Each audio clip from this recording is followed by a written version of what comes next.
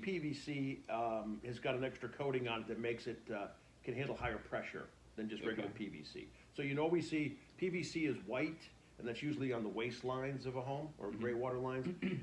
And CPVC is a yellowish pipe, and it can handle higher pressure.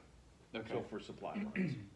Okay. Is there? I mean, is that recommended? Not recommended, or should you say? Oh, yeah, PEX no, copper? it's been used for since the sixties, seventies. A lot of houses today are still built with CPVC on the supply side, and PVC is always gonna be there the way it looks on the waste side. Real easy to work with, inexpensive, carries water real well. Yes, PVC will be there on the waste side, CPVC, until PEX is fully adopted, CPVC will still be there.